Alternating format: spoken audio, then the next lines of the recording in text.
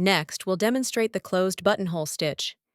It's similar to the buttonhole stitch, both using a chain-like method. Let's demonstrate using 4 strands of color number 6. First, bring up on the right side.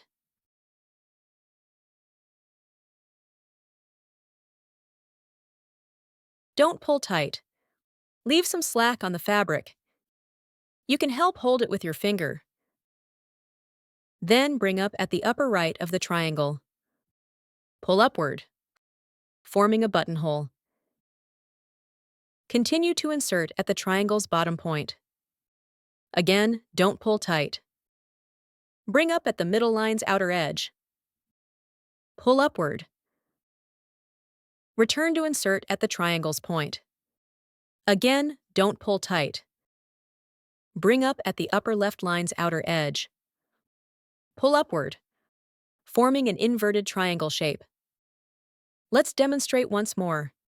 Insert at the triangle's point. Bring up at its upper right. Return to insert at the middle point. Then bring up from above. Return to insert at the middle point again. Then bring up at its upper left. Following this pattern, complete the remaining lines. Don't pull too tight when stitching. Keep stitch lengths consistent.